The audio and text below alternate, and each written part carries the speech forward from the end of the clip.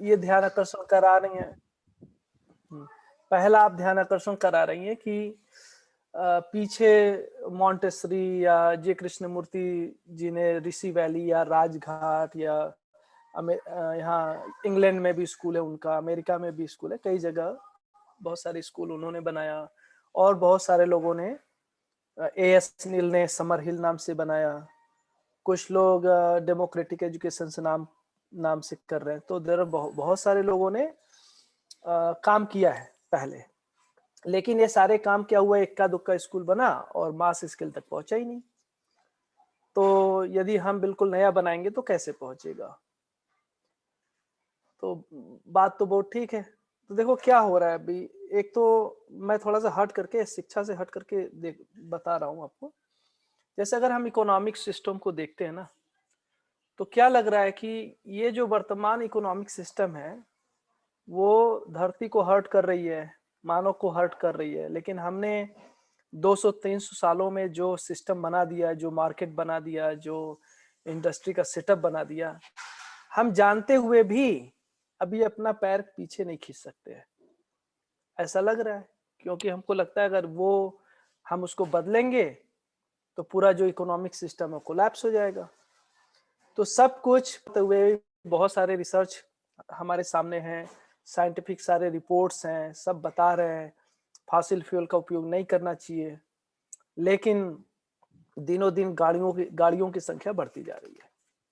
तो ये समस्या तो है ही। अब इसमें हम क्या करें? तो इसमें हमारा इतना ही कहना है कि हम लोग जब पहले, एक्चुअली एक और कहानी बताता हूँ। जब मैं पहले वर्धा में था, सेवाग्राम में, तो वहां पे सिद्धराज ढड्ढा जी आते रहे और एक ठाकुरदास बंग जी थे, साथ में धर्मपाल जी भी थे वहां पे, और एक शिव जी नाम के व्यक्ति थे। तो मेरे ना ठाकुरदास बंग जी से कई बार उस पर बातचीत हुई। तो हमारे मन में उस समय, तब मैं विद्या से नहीं जुड़ा था, तो हमेशा ये कौतूहल था कि नई तालीम इतना अच्छा है, फिर इसको क्यों नहीं इसका लोक व्यापीकरण हुआ। फिर उस समय गांधी जी का तो बहुत प्रभाव था, और भारत आजाद होने के बाद एक बहुत अच्छी स्थिति थी, हम इसको ला सकते थे, लेकिन नहीं लाए। उसमें से केवल 1-2 प्रोग्राम, तकली चलाना, जब मैं छोटा था तो याद है तभी भी तकली चलती थी। इस 1-2 प्रोग्राम को छोड़ दे तो कोई चीज आया नहीं उसमें।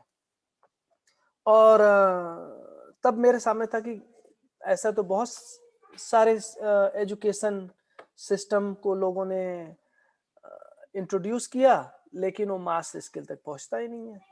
और मेरे ख्याल से पूरी दुनिया में ऐसे बहुत सारे एक्सपेरिमेंट है। तो क्या, कैसे हम कहें कि भाई जो हमारा सिस्टम है मध्यस्थ दर्शन का, वो मास स्केल तक पहुंचेगा? फिर क्या होता है, दूसरी एक उसमें बात आप कह रही, बहुत अच्छा ध्यान आकर्षण करा रही कि अभी वर्तमान समय में बहुत सारे स्ट्रक्चर खड़े हो गए हैं, स्कूल्स वैसे ही बने हैं। और जब हम इस मॉडल की बात कर रहे हैं तो इसमें एक नए तरह के स्कूल की भी कल्पना करना पड़ेगा उसके, क्योंकि इसमें थोड़ी सी खेती तो चाहिए, थोड़ा प्रोडक्शन स्केल भी चाहिए, बच्चों को हाथ लगाना पड़ेगा, केवल क्लासरूम में से तो नहीं चलेगा। सही बात है, ये सब करने पड़ेंगे। तो how we are going to do that? तो देखिए, कोई भी चीज है ना, उसमें एक स्थिति है कि हमको कहाँ पहुंचना है और हम कहाँ खड़े हैं, और बीच में ट्रांजिशनल स्टेजेस है, कुछ स्टेप्स होते हैं। तो हमको अपना एक अल्टीमेट जो करना है वो भी ध्यान में रखना चाहिए, हम जहां खड़े हैं और उसके बीच में क्या लिंक होंगे जिससे हम यहाँ से वहां तक पहुंचेंगे। तो हम कोई आदर्शवाद या अतिवाद की बात नहीं कर रहे। तो जब हम लोग इस पे काम कर रहे थे तो हमारे मन में शुरू से ये है, हम लोगों के मन में, कि सिस्टम ऐसा होना चाहिए जिसको गवर्नमेंट अपनाना चाहे, ऐसा सिस्टम बनाना चाहिए। तो ये जो सिस्टम बना रहे हैं, इवेंचुअली अपना तो आशय यही है कि वो गवर्नमेंट सिस्टम का हिस्सा बने, और केवल भारत में नहीं, अन्य देशों में भी ऐसा होना चाहिए। तो यदि हम सिस्टम को देखते हैं तो कोई राष्ट्र चाहता है, भाई हर राष्ट्र की एक कामना है कि उसके जो बच्चे हैं ना, वो एजुकेशन में बेहतर करें। क्योंकि यदि बेहतर एजुकेशन है तो उनके जो नागरिक आगे आने वाले हैं, वो उससे देश का परफॉर्मेंस अच्छा होगा। तो अच्छी शिक्षा के लिए सभी प्रयासरत हैं, वर्तमान गवर्नमेंट भी है और उसके पहले वाले भी गवर्नमेंट रहते ही है। मतलब गवर्नमेंट हो या फिर परिवार हो, समाज हो, हर कोई चाहता है कि बच्चों को शिक्षा अच्छी मिले। और कितना से घटिया पॉलिटिशियन हो, एजुकेशन की बात आती है, उनको अगर अपने बच्चों को देना हो या अपने देश में देना हो तो वो अच्छा ही सोचते हैं, सोचने के मामले में अच्छा रहता है। जब वो करने जा रहे हैं या होने जा रहा है तो जो होता है, अभी तो चूंकि एक सिस्टम डेवलप हो गया है। तो उसमें मुझे लगा कि यदि अभी जो कंसर्न क्या है कि जो भी उनका एकेडमिक में जो उन्होंने लर्निंग आउटकम सेट कर रखा है, वो लर्निंग आउटकम को वो देना चाहते हैं, वर्तमान गवर्नमेंट देना चाहती है। उसमें वो कैसा चाहते होंगे लर्निंग आउटकम में कि भाई अगर बच्चा 100% परफॉर्मेंस करे तो बहुत अच्छी बात है, यदि परफॉर्मेंस वैसा नहीं करता है तो दैट्स नॉट गुड। तो अपने सिस्टम में हम लोग क्या कर रहे हैं, जो अभी विषय आधारित लर्निंग आउटकम है उसको पूरी तरह से उसके अंदर इम्बॉडिड किया है, और ऐसे किया है कि आज जिस तरीके से दे रहे हैं वो और आसान हो जाए। इन जनरल जो ह्यूमन माइंड है ना, वो कैसे काम करता है उस पर भी बहुत सारे रिसर्च हुए हैं, और मेमोरी में कोई चीज कैसे स्टैब्लिश होती है उस पर भी बहुत सारे लोग कोर्सेज करते हैं मेमोरी इनहेंस करने के। तो हमको ये दिखाई देता है कि जितना बड़ा हमारा कनेक्टिविटी होता है हमारे मेमोरी में वो चीजें ज्यादा अच्छे से बैठती है। जैसे यदि मैं बस में पहली बार किसी व्यक्ति से मिलूं या ट्रेन में मिलूं, उसने नाम बताया तो मुझे याद नहीं रहता है, कुछ समय मैं भूल जाता हूँ, लेकिन उस व्यक्ति से दोबारा मिलता हूँ, कुछ और बातें हो जाती है, फिर पता चला कि उनका जो घर है वो उसके बगल में ही है, हमारे एक रिलेटिव के बगल में, तो एक और लिंक जुड़ गया, फिर एक और लिंक जुड़ गया कि वो जो काम करते हैं ना व्यक्ति, वो उस फैक्ट्री में काम। तो जितने ज्यादा लिंकिंग होते जाते हैं आप देखेंगे कि ये जो लिंक है वो हमारे मेमोरी को इनहेंस कर रहा है।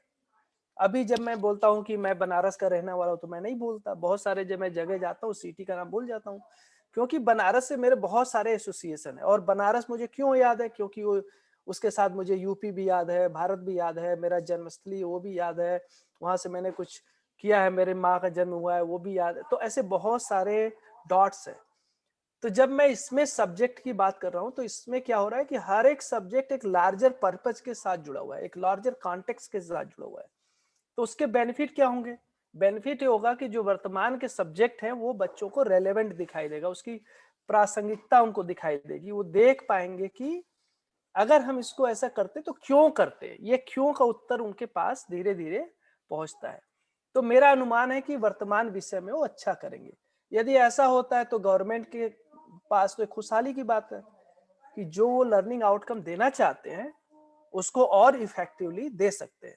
अब रह गई बात स्ट्रक्चर की, तो स्ट्रक्चर पूरे भारत में देखेंगे तो बहुत तरह के स्ट्रक्चर है। मतलब अगर धीरू भाई अंबानी के स्कूल देखेंगे तो एक अलग लेवल पे है, आनंद निकेतन ये अलग लेवल पे है, फिर उसके बाद जो गवर्नमेंट के स्कूल है वो अलग लेवल पे, और बहुत सारे बच्चे जो गांव में जाते हैं उनका स्ट्रक्चर बिल्कुल ही अलग है।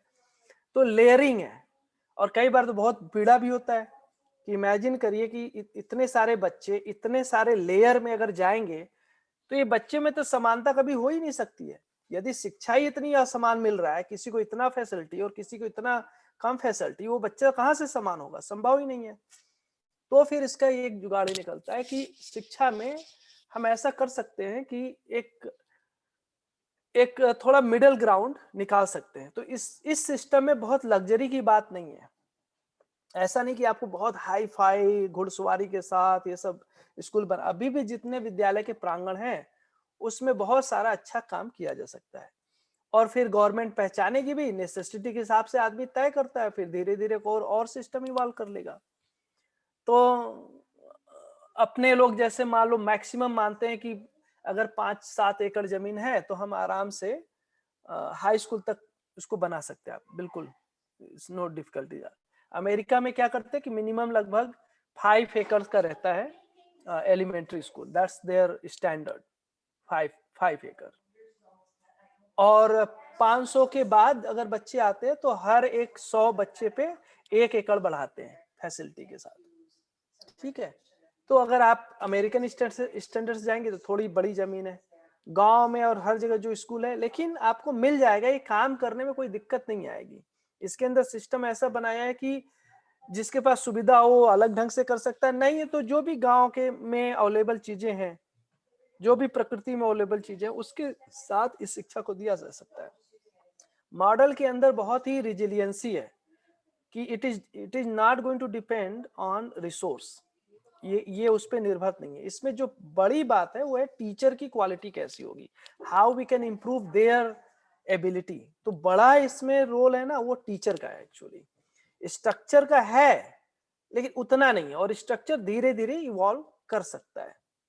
तो देखिए कैसा बनता है। अपने लोगों को तो इसी अप्रोच से जाना चाहिए कि हम जो भी सिस्टम ले मतलब देने जा रहे हैं ना, वो कहीं भी जाए उस देश की सरकार उसको अपनाए।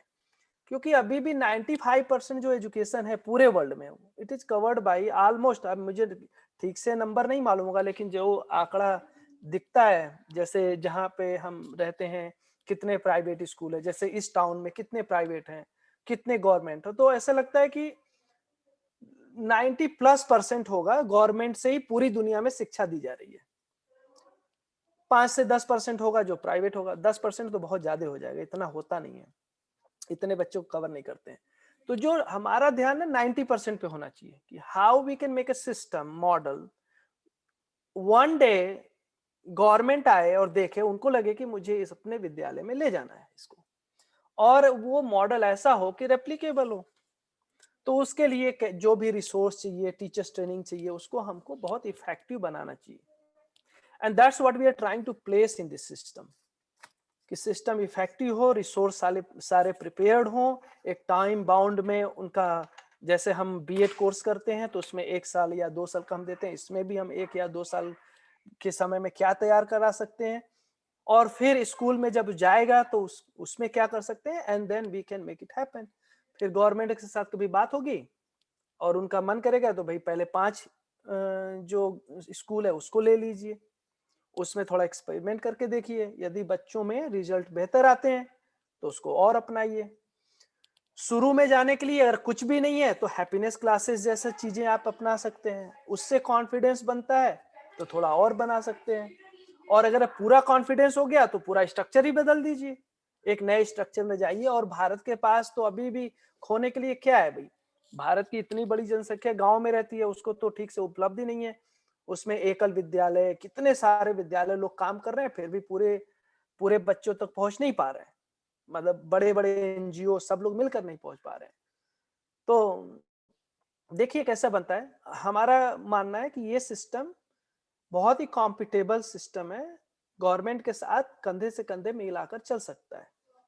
ये कोई दूसरा है कि भी जो मॉन्टेसरी में हुआ और जिद्दू कृष्णमूर्ति ने जो बनाया या किसी और ने बनाया, उसका लिए कल मैंने उत्तर दिया था कि दिक्कत कहाँ आ रही है। मॉन्टेसरी पद्धति में कोई प्रॉब्लम नहीं है, वो किस प्रयोजन, वहां से बच्चे जब शिक्षा ले लेंगे, मान लो मॉन्टेसरी से शिक्षा ले लिए, जे कृष्णमूर्ति से शिक्षा ले लिए, या फिर समर वॉल्डर्फ स्कूल से ले लिए, तो बच्चे अंत में सेट कहाँ होंगे, क्या करेंगे फ्यूचर में, ये वाला सवाल बनता है। तो आप देखेंगे कि शिक्षा का कोई प्रयोजन अलग नहीं है। उसमें क्या हो रहा है, कहीं खेल खिला के उसको बता रहे हैं, कहीं आर्ट से बता रहे हैं, कहीं म्यूजिक को डोमिनेंस में ला दिए, कहीं प्रकृति को साथ में ला दिए, but ultimate goal of education that's remain the same. जो पर्पज है वो कहाँ बदला। पर्पज जब तक नहीं बदलेंगे, तो पर्पज में जब तक अखंडता सार्वभौमता नहीं आती है वो सेट नहीं हो सकता है। क्योंकि कोई हमको ग्राउंड चाहिए जिससे सारे मानव जाति उसको शेयर कर सके, और जो ग्राउंड है उसी को 3H कह रहे हैं, मन, स्वस्थता, अखंडता और सार्वभौमता। इस ग्राउंड के आधार पे हम सब एक बढ़िया बेहतरीन सार्वभौम शिक्षा की बात कर सकते हैं, और उस मॉडल को भी ऐसे हम प्रोजेक्ट कर सकते हैं जिसमें आराम से कोई भी गवर्नमेंट सिस्टम में हम उसको ट्रांजिशन की जगह पे आसानी से ला सकते हैं। और गवर्नमेंट ने जो भी तय किए हैं, हम उनको ये विश्वास दिलाएंगे कि जो आपने तय किया है अचीव करना, वो अचीव होगा, और उससे कहीं ज्यादा अचीव होगा। और जो आपने किया वो अचीव होगा आपके जितना एफर्ट्स नहीं, बहुत एफर्टलेसली हो सकता है। और उसके रीजनिंग अगर चाहिए पहले सिद्धांतिक रूप में तो वो बता सकते हैं, फिर उसका व्यवहारिक कोई स्वरूप चाहिए तो वो भी दिखा सकते हैं, फिर उसके लिए और कोई सपोर्टिंग में चाहिए तो उसको भी कर सकते हैं। एक संवाद होना चाहिए, संवाद होगा तो हम लोग कर पाएंगे। और वैसे ही भारत की स्थिति काफी मजबूत है। केवल जो सेटअप है ना, जो उनका रूरल रूरल आज 65% जो रूरल सेटअप है, ये उसका उस भारत के पास लायबिलिटी नहीं है। हमने जो एजेंडा बना लिया है कि सबको शहर में फिट करना है, उसको अगर हम छोड़ देते हैं तो जो भारत के पास आज लायबिलिटी के रूप में दिख रहा है, वही भारत का एसेट बन सकता है। And it will be great asset to move. ठीक है। जी भैया, बढ़िया रहा। हाँ, और आप आएंगे गुजरात में ना, एक शिविर करने वाले हैं इसके ऊपर। आप देखेंगे कि कैसे वर्तमान का जो विषय है, कैसे इसमें इतना सुंदर तरीके से एड्रेस हो रहा है। और कुछ दिन करके देखने से दिखेगा कि कैसे बच्चे इसमें और बढ़िया गणित, भाषा, विज्ञान जो भी है सब्जेक्ट मैटर और अच्छा कैसे कर पाएंगे। That you will be able to see, बिना जी पढ़ाए, है ना, बिना विषय पढ़ाए विषय में और बढ़िया परफॉर्मेंस उनका आएगा। जी भैया। हाँ महेंद्र भैया, एक और प्रश्न था। जो प्रश्न जी वैसे भैया। जब आप और न्योमी दीदी इसके ऊपर काम कर रहे हो, और आई थिंक आपने काफी स्केलेटन के ऊपर आई वुड से प्रिपेयर कर दिया है, हम्म, तो अभी स्वाभाविक है कि आप आप तो ऐसा चाहते ही होंगे कि आपके पास ऐसे लोग हों जो ये सब चीज आपके गाइडेंस के हिसाब से कर पाए, क्योंकि आपका पास थोड़ा विजन है। और अभी जो इस सेशन में है उनके पास भी थोड़ा बहुत विजन है, और यहाँ हम वो विजन को क्लियर करने की कोशिश कर रहे हैं। हम्म, तो मुझे थोड़ा ये जानना था, प्रश्न ये है कि आपके आप या दीदी दो लोग हैं, और उसके अलावा कोई लोग हैं जो भी इसके ऊपर काम कर रहे हैं? ये प्रश्न मेरा, मैं ऐसा मानता हूँ कि हम लोग क्या इसमें कुछ सहयोग कर सकते हैं? जैसे मैं और अर्चना है, हम्म, हाँ, बहुत अच्छा, तो हम दोनों कुछ समय दे सकते हैं क्या? बहुत बढ़िया, तो ये बहुत। एक था, क्योंकि हाँ, साथी और सहयोगी से मुझे लगता है इसको हम थोड़ा, और हम्म, बाकी कमल जी के पास भी आई थिंक हैं, और हम मतलब हमारा एक सेशन के दरमियान कमल जी और हमारे थॉट प्रोसेस तो चलते, इस चीज पे हम लोग काफी बात कर रहे थे जब हमने वो मैरिज सेशन प्रोग्राम किया अप्रैल में। हम्म, हम्म, हम्म, तो थोड़ा ऐसा थॉट है मतलब इसके ऊपर कि हम कुछ कर सकते हैं क्या इसमें आगे जाके? बहुत बढ़िया। भैया देखो, एक तो अपने पास बहुत क्लियर है कि सारे काम जो होंगे ना टीम से होगा। तो शुरू के कुछ महीने हम लोगों ने पहले चलाए, 3 महीने 4 महीने। लेकिन क्या हुआ उसके बाद धीरे धीरे लोगों का विश्वास बढ़ा, तो करीब 4 या 5 महीने पहले एक बहुत अच्छी सी टीम बनी हुई है। तो उस चेतना विकास मूल्य शिक्षा S3 एजुकेशन नाम से, उसमें करीब 25 लोग हैं, 25 मेंबर के आसपास हैं। 42 43। अच्छा, 42 कर दिया आपने। हाँ, उम्मीद उसमें भैया से जानते, अपने उसको मैं नहीं मैनेज करता हूँ, तो I am sorry for the wrong 20 information. 25 regularly attend हाँ करते हैं 20, वीकली मीटिंग। हाँ हम लोग हर 25। वीक मंडे 7 to 8:30 मिलते हैं। हाँ, वीक और ये हर वीक। करीब 5-6 महीने से चल रहा है। और हम लोग एक कोई चीज लेते हैं और वो जब कंप्लीट हो जाता है तो दूसरी चीजों को लेते हैं। और उसमें कुछ हमने डेडलाइन दे रखे हैं कि कौन से तारीख में क्या तैयार हो जाना चाहिए। बहुत ही सिस्टमेटिक चल रहा हो। तो अभी वर्तमान समय में उसमें assessment, measurement and self evaluation, तो जो मूल्यांकन का एक होलिस्टिक पर्सपेक्टिव है, उसको हम कैसे रखेंगे, उसको लेकर के चर्चा चल रही है करीब 1 महीने से। And we had amazing discussion. और पिछले हफ्ते में अंजलि अवधिया जी ने रखा था, उसके पहले सुवर्णा दीदी ने रखा था, उद्धव भाई ने उसमें और रखा। तो उसमें सुवर्णा दीदी हैं, राजीव सांगल जी हैं, वंदना सिंघल दीदी जी हैं, और काफी लोग हैं। आप उसमें जुड़िए। ये पूरी टीम में जिनको भी करना है वो सारे जुड़े हैं। उसमें कुछ बहुत सारे लोग हैं भी, जैसे आदित्य भाई उसमें हैं, शायद अनिरुद्ध भैया हैं। तो ये लोग हैं उसमें से एक दो लोग। सुनील अग्रवाल जी हैं। सुनील भैया हैं, योगेश उपाध्याय भैया हैं। तो ये लोग हैं ऑलरेडी। और काम करने के लिए बड़ी बढ़िया प्लेटफॉर्म है मेरे ख्याल से। पिछले अगर आप 2-3 हफ्ते का आप देखेंगे ना वो recording, how people are really coming up, amazing approach, just केवल मूल्यांकन का इतना अमेजिंग था। तो आप उसमें कंट्रीब्यूट भी कर सकते हैं, उसमें टीम में भागीदारी कर सकते हैं। और मेरे ख्याल से आप उमेद भैया से कनेक्ट करिए, he is a coordinator, actually सारा कोऑर्डिनेट करना काम यही करते हैं। तो शायद मेरा वाला होगा अगले हफ्ते या उसके नेक्स्ट वाले में, मुझे करना है बेसिकली। तो है ना भैया, ठीक तो है भैया। 25, हाँ, हाँ 25 हैं रेगुलर जो आते हैं, मतलब अटेंड करते हैं। बाकी और भी लोग हैं, कुछ नहीं आ पा रहे हैं, बट अच्छी टीम है, करीब 30-40 लोगों की एक बढ़िया टीम है। और सभी एजुकेशन से जुड़े हुए हैं, सभी उसमें रुचि रखे हुए हैं। और जेवी से जुड़े हुए लगभग भारत भर से, हर कॉर्नर से उसमें लोग हैं। ऐसा है, बहुत अच्छी एक्चुअली बहुत टीम। बढ़िया। दुनिया से जर्मनी रिप्रेजेंटेशन है, फिर हाँ अभी स्विट्जरलैंड से एक जना है। हाँ हाँ, वो अभी ज्वाइन किया भैया ने। क्या हुआ कि उनसे हम लोग की बात हुई, तो हमने बताया एजुकेशन के बारे में। वो स्वीडन में पढ़ाते हैं गणित। और और एक वो योगेश भैया ने उनको शिविर दिया था अपना, जीवन विद्या का वर्कशॉप उन्होंने योगेश भैया के साथ किया था, तो उनको बहुत अच्छा लगा। तो अभी वो भी ज्वाइन करे। ऐसे कई सारे लोग हैं, लोगों का उत्साह तो बन ही रहा है। देखो जहां भी बात जा रही है ना, एक चीज दिखता है भैया कि लोग इसमें बढ़ चढ़ के भागीदारी चाहते हैं इसमें। और ये बहुत ही अच्छा संकेत है हम लोगों के लिए, बहुत ही बढ़िया संकेत है। क्योंकि अगर हमारी टीम स्ट्रांग हो गई तो कोई भी धरती का काम फिर वो छूट नहीं सकता, सारे काम हो जाएंगे। काम टीम से ही होता है, हीरोइज्म से तो कोई काम नहीं होता अभी। बहुत बढ़िया भैया। हाँ, तो हाँ मैं उमेद भैया से बात कर लूंगा और फिर हम भी जुड़ जाएंगे। हाँ, हाँ, जुड़ धन्यवाद जाइए भैया। बहुत। आई थिंक बहुत बहुत अच्छा लगा ये सुन के हम्म, कि टीम भी बड़ी है और हम भी सहयोग और भागीदारी कर सकते हैं। बहुत अच्छा। अपना टारगेट, सभी लोगों को मेरा रिक्वेस्ट है कि जब भी टारगेट बनाएं, you do not want to make one of your best school. आपका एक ही टारगेट है, आपको जो सिस्टम है उसके अंदर शिक्षा को ले जाना चाहिए। यही अपना टारगेट होना चाहिए। That's very important things. नहीं तो हम कोई चांस ही नहीं है कि हम दूर तक पहुंचेंगे। इक्का दुक्का से चलेगा नहीं, सिस्टम के अंदर जाना पड़ेगा इवेंचुअली।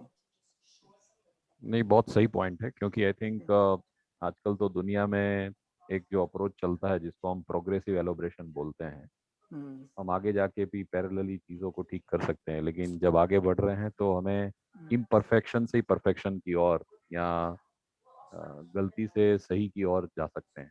तो यहाँ भ्रमित से हम जागरूकता की जो बात कर रहे हैं, तो बहुत बढ़िया पॉइंट है भैया ये। बढ़िया, ठीक है। और कोई प्रश्न? उसके पहले हम दिखाएं एक दो चीज और, केवल ध्यान आकर्षण के लिए।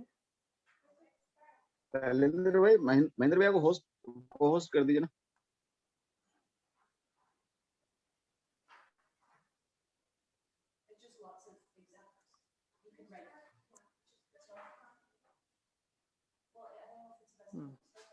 अगर मुझे बनाएंगे तो मैं शेयर कर सकता हूँ फिर।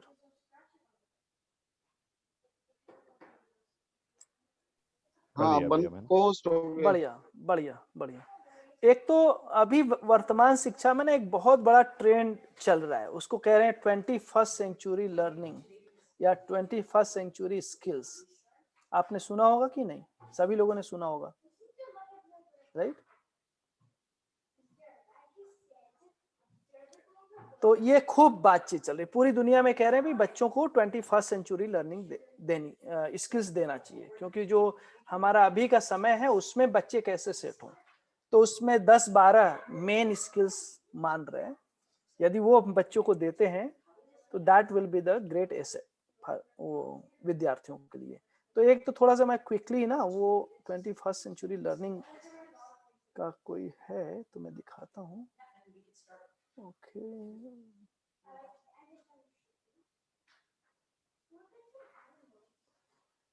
इसमें एक minute. What is this coming? क्या दिखाई दे रहा है आपको? What are 21st century skills? हाँ, तो आप ना वेबसाइट पे सर्च कर लेना सभी लोग, है ना। ये खूब दुनिया में चर्चा है, तो हम सबको फेमिलियर होना चाहिए भाई। दुनिया में जो भी चल रहा है ना एकदम लेटेस्ट, उससे फेमिलियर होना चाहिए। तो ये 12 स्किल है, कहीं पे 8 भी दिखा रहे हैं, कभी 13 भी दिखा सकते हैं, लेकिन मोटा मोटा ये जो स्किल है जिसके अंदर critical thinking, creativity, collaboration, communication, information literacy, media literacy, technology literacy, flexibility, leadership, initiative, productivity and social skill.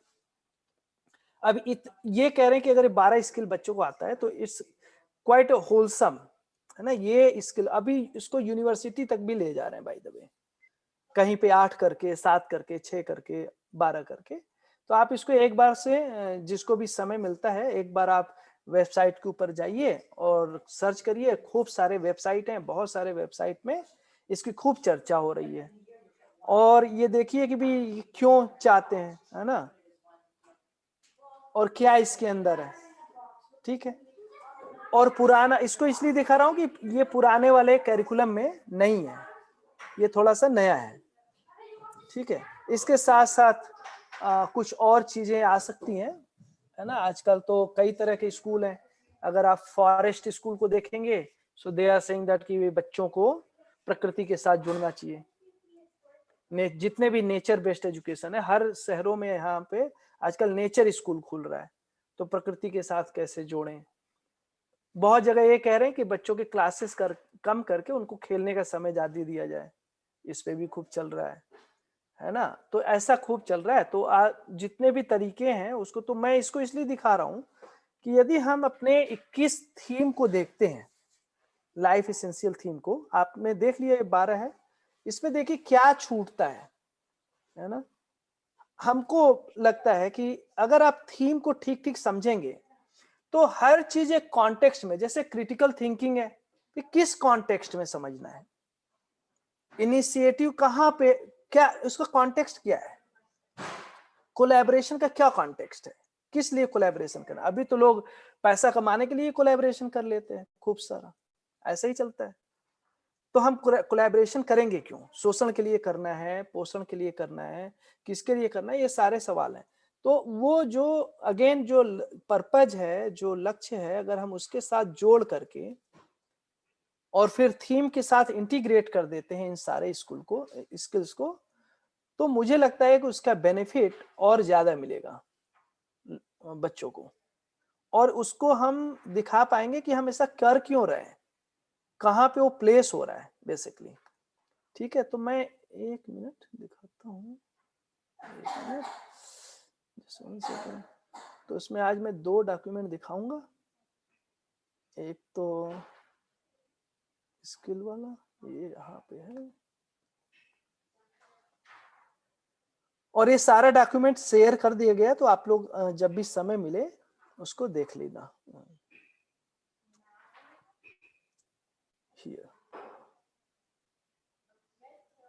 है ना।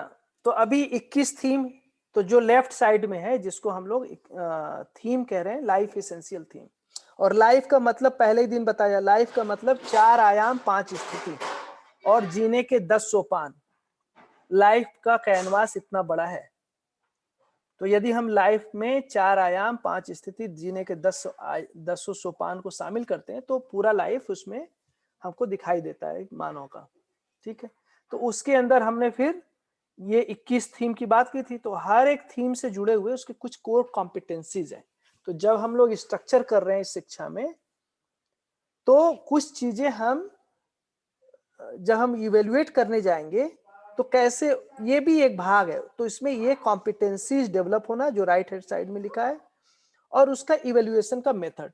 तो जैसे अगर मेरा एक थीम है मानव लक्ष्य, तो मानव लक्ष्य ठीक से जा रहा है ये तभी पता चलता है जब शेयर्ड गोल सेटिंग। तो गोल सेटिंग तो करता है बच्चा, ये एक स्किल की बात है, लेकिन how they are setting goal together. अभी क्या होता है कि हर चीज जो मैं करना चाहता हूं व्यक्तिवादी, और उसके पीछे हम क्या ला रहे हैं कि जो हमारे काम है, जिसको हम अचीव करना चाहते हैं, यदि हम टुगेदर साथ में मिलकर करते हैं तो हम बहुत आसानी से, और इसको हम बहुत सारे एग्जाम्पल से दिखा सकते हैं कि कैसे चीजें साथ साथ में होती हैं। ऐसे जो दूसरा थीम है सहअस्तित्व, बीइंग टुगेदर, उसके अंदर जो कॉम्पिटेंसी जो टुगेदरनेस माइंडसेट। तो अभी जो स्कूल है उसके अंदर प्राइमरली क्या है, फिक्स्ड माइंडसेट उसको बोलते हैं, आपने सुना होगा ये बात। तो जिस तरीके से करिकुलम डिजाइन होता है, आपका माइंडसेट बहुत फिक्स्ड हो जाता है and you do not think any other way, तो बहुत ही रिजिडिटी उसमें रहती है और हम उस रिजिड माइंडसेट में अपने को सही मानते रहते हैं, समझ रहे हैं। उसके बाद एक आया माइंडसेट, उसको ग्रोथ माइंडसेट कह रहे हैं कि instead of being rigid you should have growth mindset. यहाँ पे एक और तरह की मानसिकता जिसको हम सह अस्तित्ववादी, Naomi, can you be little bit like quiet? Okay.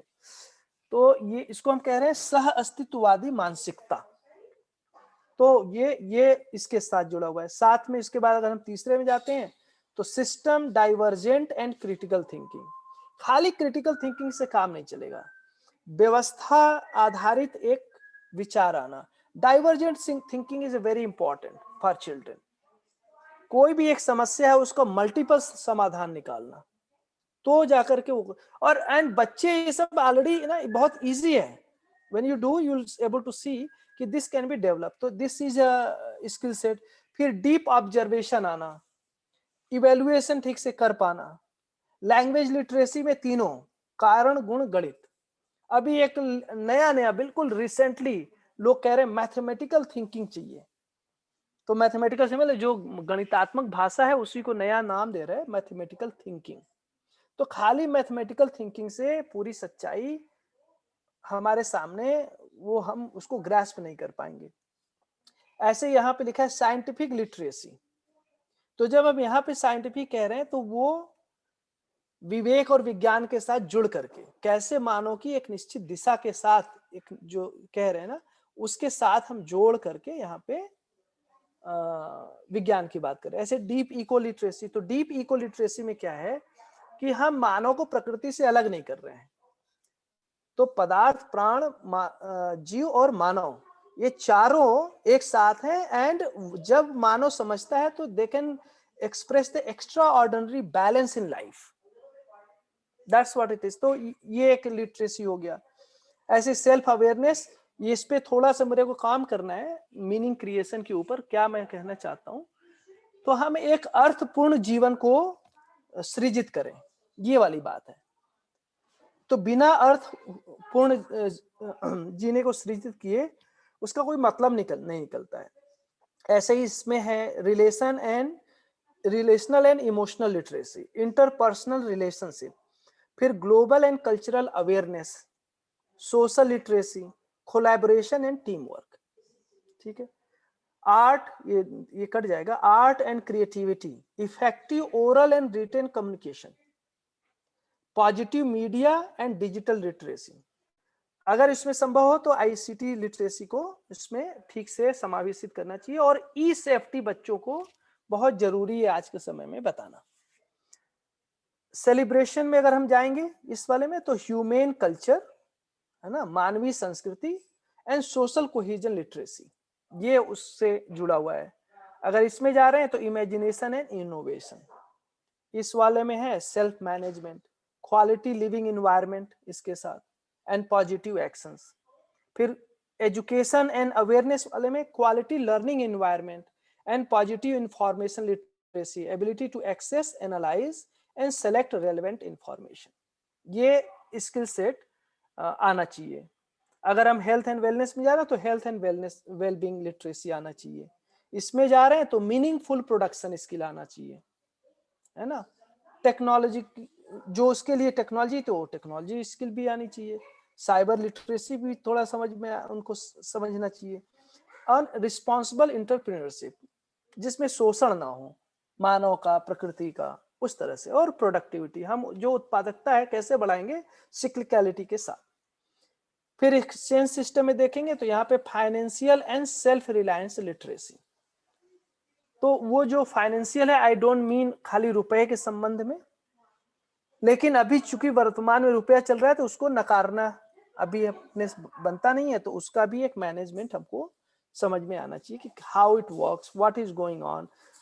अभी तो कई बार ना मनी एंड करेंसी में ही अंतर नहीं पता चलता है, मतलब फाइनेंशियल वर्ल्ड में इतना इलिटरेसी है कि वो पता ही नहीं चल रहा कि what is money, what is currency, how it works, है ना, ये अभी बहुत पता है। तो इसको कैसे हम एजुकेशन में इंगेज करें। फिर justice and human security world wide में क्या है, social justice, safety and security, peace literacy, responsible blockchain literacy. तो अभी थोड़ा ब्लॉकचेन लिटरेसी को हम दोनों जगह रख सकते हैं, यहाँ भी रख सकते हैं, यहाँ भी रख सकते हैं, मतलब ऊपर वाले में, but I feel that may be the bottom line will work very well.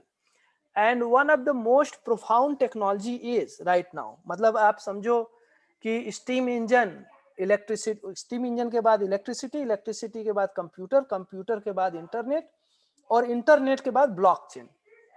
जो इसका अभी का लेटेस्ट सबसे बढ़िया टेक्नोलॉजी है वो ब्लॉकचेन। इसमें काफी चीजें रिजॉल्व हो सकती हैं, बहुत सारी चीजें हम अच्छे कर सकते हैं, बल्कि हमारा जो एक्सचेंज सिस्टम है, यदि हम ब्लॉकचेन टेक्नोलॉजी मिलाते हैं तो श्रम का जो विनिमय है एकदम उसका चोरी वोरी नहीं हो सकता, बहुत अच्छे से उसके अंदर इस टेक्नोलॉजी में हम शामिल कर सकते हैं। तो ये एक हो गया आपका responsible use and responsible use of resources में responsible management and ethical sourcing awareness. हर बच्चे को पता है कि जो उसके पास आ रहा है, चाहे खाने के लिए, कपड़े के लिए, कहाँ से आ रहा है, what is the source, and am I able to make a some sort of sense that कि जो हम सामान ला रहे हैं उसकी सोर्सिंग ठीक है कि नहीं है, and if it is possible then how we can make a good sourcing, ethical sourcing. तो एक महत्वपूर्ण हो गया। फिर ह्यूमन सिस्टम में सिविक कॉम्पिटेंसीज या literacy and informed decision making skill, उसके बाद सोशल रिस्पॉन्सिबिलिटी एंड एथिक्स, ये हो गया। और जो आपका 20वां है इसके अंदर जिसमें हम human conduct and global citizenship रखा है, उसके अंदर values, character and ethics literacy, positive behaviour and conduct, engaged global citizenship, agility, adaptability and flexibility, ये हो गया।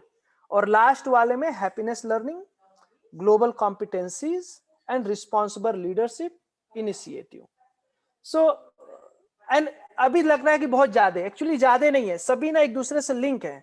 वो तभी हमको दिखाई देता है जब मैं उसको इस वाले से थीम के साथ अगर रिलेट कर देता हूं। सो इट सीम्स लाइक कि 12 साल में हम बहुत ही अच्छे से बच्चों की तैयारी करा सकते हैं, बहुत लंबा समय होता है, and all can be integrated process. तो ये जितना हम टूटा टूटा दिख रहा है उतना टूटा नहीं है, they all are interconnected with each other. So when we will develop the whole curriculum, you'll be able to see that कि सारे स्किल सेट इस एजुकेशन मॉडल में इंटीग्रेट होंगे। तो जब भारत सरकार या कोई भी सरकार अपने बच्चों को, अपने नागरिक को ऐसी शिक्षा देना चाहेगी, मेरे ख्याल से वो स्वागत करेंगे, क्योंकि उनके जो बच्चों का जो फ्यूचर है उसी पे किसी नेशन का ना फ्यूचर डिपेंड कर रहा है आज के समय में। तो अगर बच्चों का फ्यूचर बेहतर है तो राष्ट्र का फ्यूचर बेहतर है, और ऐसे अगर ले जाएंगे तो पूरी दुनिया का फ्यूचर बेहतर है। तो ये सारे skill set it is a integral part of the H3 education model. ठीक है, इसमें यदि आपका कोई प्रश्न बनता है तो आप पूछिए।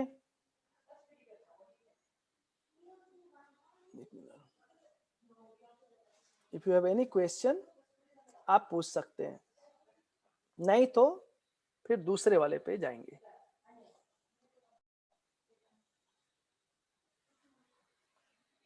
This is all integrated system, है ना, इसमें कोई ब्रोकन सिस्टम नहीं है। पहले ही बताया था इसमें दो ही पार्ट हैं, एक भाग में विचार है, दूसरे भाग में उसका एक्शन है। एक्शन में दो पार्ट है, व्यवहार और स्किल, टोटल मिला के 3 भाग। इन दोनों भाग को जोड़ने के लिए बीच में इंक्वायरी क्वेश्चन, और ये सारे स्किल सेट उसके अंदर इंटीग्रेटेड है। इसका मेजरमेंट कैसे होगा वो अपन लोग डेवलप कर रहे हैं बहुत अच्छे तरीके से।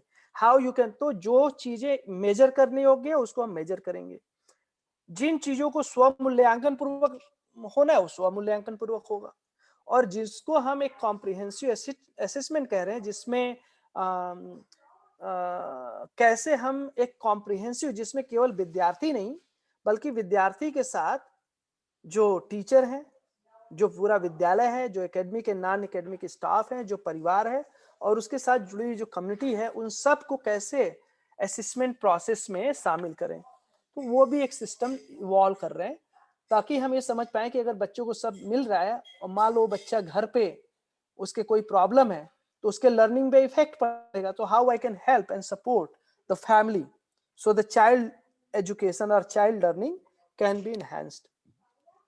तो ये सारे चीजें उसके अंदर इवैल्यूएशन मेथड में हम लोग ला रहे हैं। और ये सारे जो आपको स्किल सेट है, इसका भी एक इवैल्यूएशन मेथड है कि how we can say that कि yes child has got it this skill set. कुल मिलाकर देखो, विश्वास ये बनना है कि जो ये देने जा रहे हैं, अगर आपका बच्चा है तो आपको ये लगना चाहिए कि मुझे इसके अलावा कुछ नहीं देना है। अगर ऐसा होता है तो सब लोग ऐसे ही सोचेंगे, मुझे इसके अलावा कुछ नहीं देना है, क्योंकि छूटना कुछ है ही नहीं। कॉन्फिडेंस उसमें बनना चाहिए।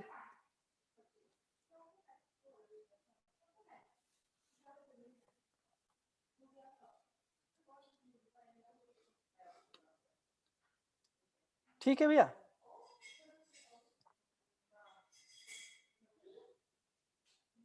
आगे बढ़े, क्या सोचते हैं? अभी भी 5-7 मिनट है, या फिर प्रश्न उत्तर रख लेते हैं, ज्यादा समय नहीं है अपने पास।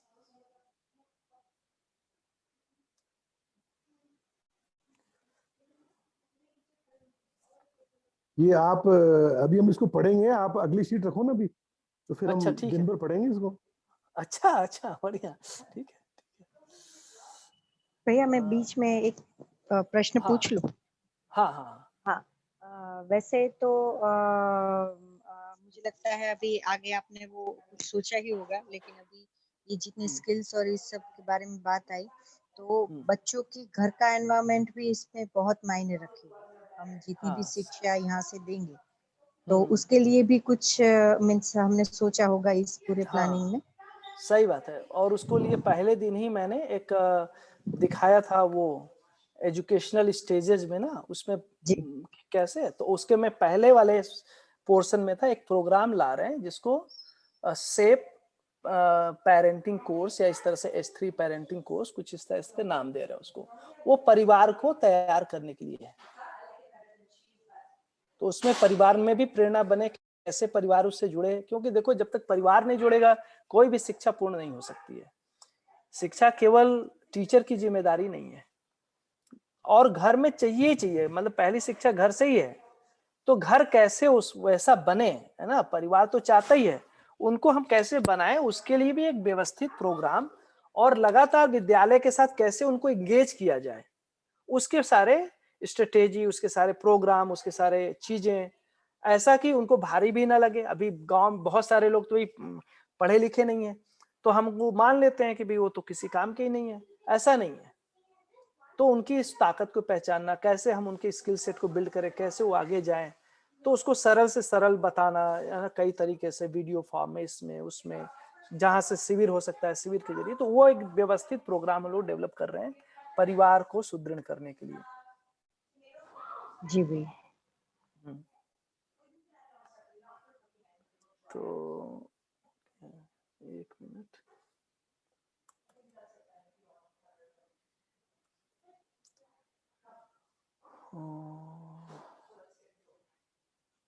जस्ट एक सेकेंड, मेरे को मिल नहीं रहा, कहाँ गया।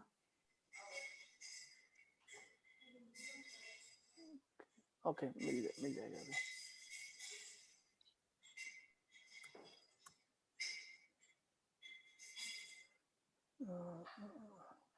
तो इसमें देखिए क्या है, सभी लोग विद्या से जुड़े हुए हैं, है ना, और सभी का गहरा अध्ययन भी हुआ है एक लेवल पे, और बहुत सारे लोग अध्ययन कर ही रहे हैं। तो ये बात है कि भाई जो विद्या में अभी तक जो कॉन्सेप्ट हम पढ़ते हैं, इसमें कहाँ पे क्या चीजें प्लेस होंगी, तो उसको अपने अंदर संतुष्टि लाने के लिए ये वाला डॉक्यूमेंट आप देखिएगा कि क्या चीजें 12 साल के शिक्षा में ओवरऑल विद्या से जुड़े हुए कौन से कॉन्सेप्ट इसमें हम कवर करेंगे। और वो हर एक थीम में वो कॉन्सेप्ट का प्लेसमेंट है कुछ कुछ, तो आप इसको भी इत्मीनान से बढ़िया से इसको आप देखिएगा। दैट्स हियर, है ना, ये वाला दिखाई दे रहा है आपको। तो इधर H1 है, फिर आवर कॉमन गोल मानव लक्ष्य, और मानव लक्ष्य के साथ यहाँ पे लिखा है इधर का टॉपिक्स या विषय वस्तु, कौन कौन से टॉपिक्स इसमें कवर होंगे। तो इस वाले डॉक्यूमेंट को देखेंगे तो इससे आपको स्पष्ट होगा कि कौन से थीम में क्या कवर होना है, राइट। तो जैसे इसमें अगर मानव लक्ष्य लेते हैं तो इसमें मानव लक्ष्य का अर्थ एवं मानव के सामूहिक लक्ष्य की स्पष्टता की आवश्यकता, ये स्पष्ट होना। समाधान समृद्धि अभय सह अस्तित्व स्पष्ट होना। मानव में समझदारी एवं समाधान, परिवार में संबंध भाव की पूर्ति एवं समृद्धि, समाज में व्यवस्था अखंडता एवं अभय विश्वास, प्रकृति में परस्पर पूरकता अविभाज्यता एवं सहअस्तित्व। ये वाला इतना भाग पहले वाले में एड्रेस होना। दूसरे में जाते हैं तो इसमें है सहअस्तित्व, अस्तित्व में व्यवस्था। अभी इसका थोड़ा सा मैंने नाम अलग कर दिया है, सह अस्तित्व बीइंग टुगेदर, है ना। तो सहअस्तित्व साथ साथ में होना, ये वाला भी नाम केवल सेकेंड पोर्शन का नाम मैं बदलूंगा इसमें। तो अस्तित्व व्यापक सत्ता एवं प्रकृति, व्यापक मतलब जो शून्य है एवं इकाई प्रकृति का तुलनात्मक अध्ययन, ये थोड़ा सा इसको अभी सुधारना है। इसका तुलनात्मक अध्ययन ये खत्म का अध्ययन, तुलनात्मक वर्ड उसमें हटाना है। ये थोड़ा सा पुराना वर्जन एक्चुअली इस पे काम नहीं किया, बहुत समय से रुका पड़ा है। निरपेक्ष ऊर्जा, सापेक्ष ऊर्जा और क्रिया, जड़ एवं चैतन्य प्रकृति का स्वरूप, अस्तित्व सहअस्तित्व, विकास क्रम विकास, जागृति क्रम जागृति, इसकी स्पष्टता होना।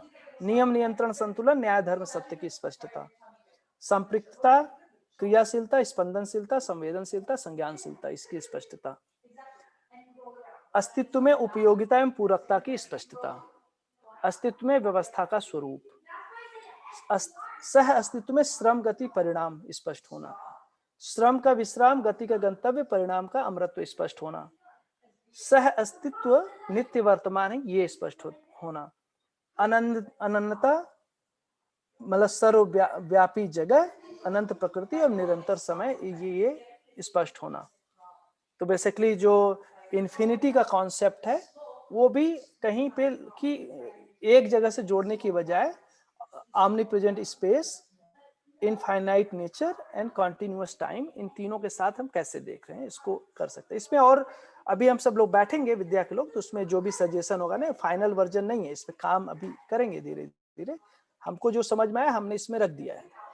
ऐसे ही जो चौथा वाला है उसके अंदर जो रियलिटी ऑब्जर्वेशन एंड अंडरस्टैंडिंग का है, जिसमें वास्तविकता देखना और समझना, इसके अंदर समझदारी का अर्थ एवं आवश्यकता, शब्द अर्थ एवं आवश्यकता, इंद्रिय गोचर एवं ज्ञान गोचर, निरीक्षण परीक्षण सर्वेक्षण, निरीक्षण आवश्यकता एवं प्रक्रिया, परीक्षण आवश्यकता एवं प्रक्रिया, सर्वेक्षण आवश्यकता एवं प्रक्रिया, सिद्धांत एवं सैद्धांतिक विवेचना, तर्क का स्वरूप, विखंडनवादी एवं समग्रतावादी विधि, यथार्थता वास्तविकता सत्यता अवधारणा, मूल्यांकन एवं दृष्टि, प्रिय हित लाभ, न्याय धर्म सत्य दृष्टि, मानव लक्ष्य के अर्थ में निर्णय प्रक्रिया, कारणात्मक गुणात्मक गणितात्मक भाषा, भास आभास प्रतीति अनुभव, अध्ययन एवं अभ्यास, श्रवण मनन साक्षात्कार अनुभव।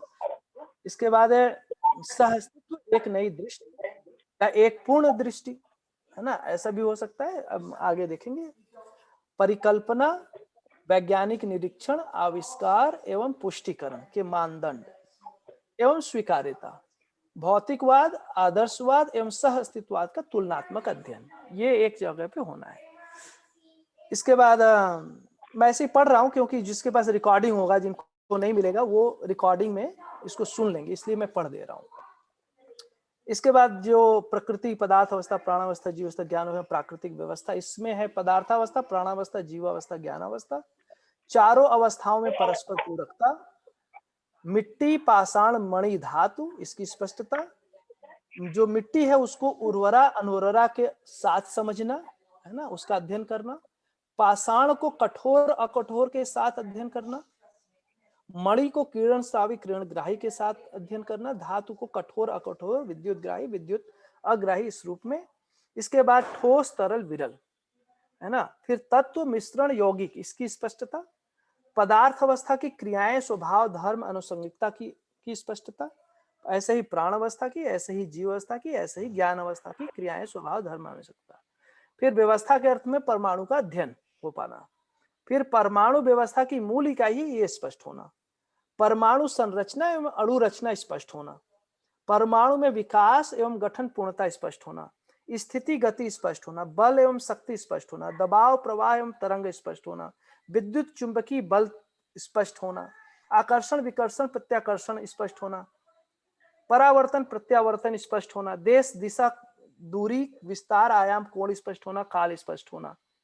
प्रकृति में 5 मूलभूत शक्तियां हैं, जिसको विद्युत चुंबकीय बल, गुरुत्वाकर्षण बल, सामान्य हस्तक्षेप या है ना, उसके बाद सबल हस्तक्षेप और मध्यस्थ बल, ये 5 शक्तियां स्पष्ट होना, जिसमें 4 विज्ञान में ऑलरेडी बता रहे हैं, एक उसमें के अंदर और शामिल है, वो है मध्यस्थ बल।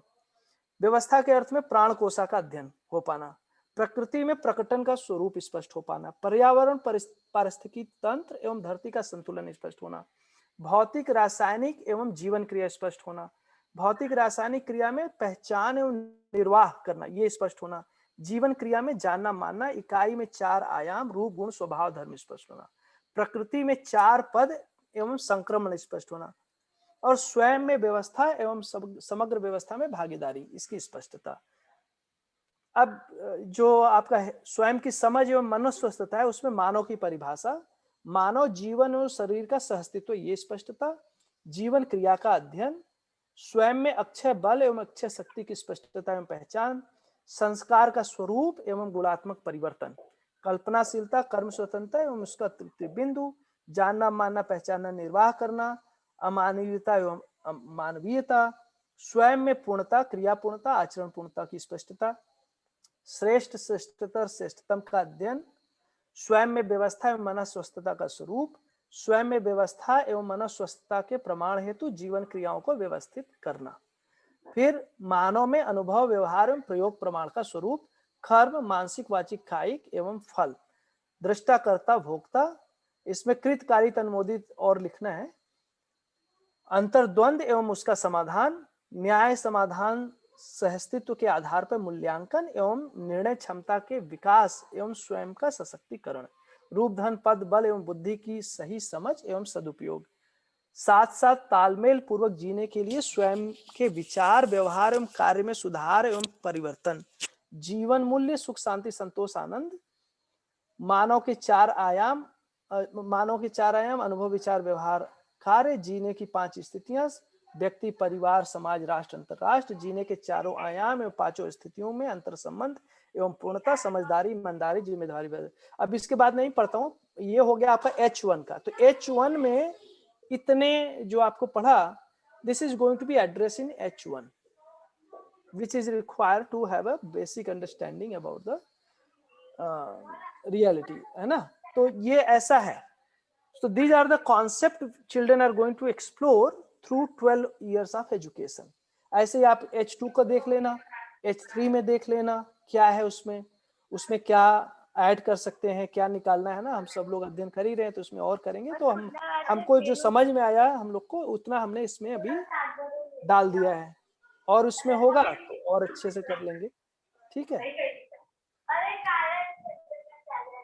एक इतिहास वाले में भी ऐसे बहुत अच्छा, मतलब मेरे ख्याल से तो काफी बढ़िया इसका है। तो आप देखेंगे कि विज्ञान, इतिहास, समाजशास्त्र, भूगोल और क्या कहते हैं भाषा और गणित, इस सब का इसके अंदर बहुत ही व्यवस्थित समायोजन है। मतलब वो जो विषय पढ़ रहे हैं ना, जब हम इसको अध्ययन करेंगे तो आप देखेंगे कैसे सारे विषय पेश हो जाएंगे। इतिहास जैसे विषय जिसको हम अभी काफी झंझट भरा मानते हैं, उसको भी हम बहुत अच्छे से फेस कर सकते हैं इसमें, इस वाले सिस्टम में, ठीक है।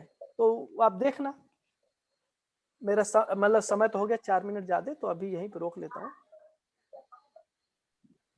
ठीक है, ये दोनों किस में शेयर करेंगे? मेरे को शेयर कर दीजिए। नहीं, इसमें ग्रुप में शेयर हो चुका है। आप ग्रुप में मेंबर बन गए हैं क्या? हाँ, अभी तो ग्रुप में मेंबर बन गए ना आप। हाँ हाँ हाँ, सुनील भैया ने आज ही शेयर किया था। हाँ हाँ। सुनील आगीवाल भैया ने शेयर किया था, तो आप लोग देख लेना। और उसको देखने से ना हमारा कॉन्फिडेंस बढ़ेगा कि कैसे जीवन विद्या मतलब ये जितने चीजें हम पढ़ रहे हैं विषय, how we can really integrate together, और फिर ये सभी के सभी एक प्रयोजन से कैसे जुड़ रहे हैं, और कैसे 21 थीम के साथ जो हम लोग नया स्लोगन दे रहे हैं, we have a 21 life essential theme for thriving 21st century. That's our slogan. We want to see thriving 21st century, and 21 life essential theme will make it happen.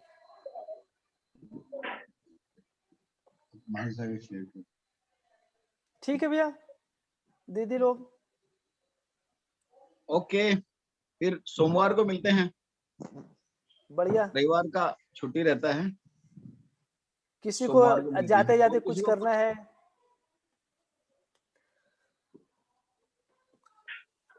अभी किसी को कुछ है वो ग्रुप में लिख देंगे।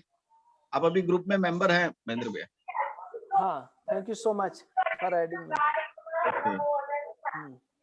ठीक है, बहुत बढ़िया। आप लोगों ने इतने धैर्य से 5-6 दिन सुना, उसके लिए बहुत बहुत धन्यवाद। अभी मंडे को और सुन रहे हैं ना? तो एक और कर लेते, ठीक है? एक और कर लेते हैं, चलो सही है। फिर नियोमी जी का भी तो कराओ एक प्रस्तुति। ठीक है, उनका भी करा देते हैं। हाँ, उनका जो बैकग्राउंड है वो बहुत अद्भुत है, तो एक बार उनकी पूरी जर्नी टीचर के रूप में, बच्चों की परवरिश के रूप में, इसको डेवलपमेंट जो किया है अपना पूरा करिकुलम इसके रूप में। अब मेजर काम तो उसी का है, बहुत सारा काम दर्शन वाला, बहुत सारा काम मेरा है, स्ट्रक्चर वाला बहुत सारा काम उसका, दोनों मिल के ऐसा बना है। तो ये दिखता है कि साथ मिलकर के कैसी चीजें खूबसूरती के साथ चीजें आती हैं। बहुत बढ़िया।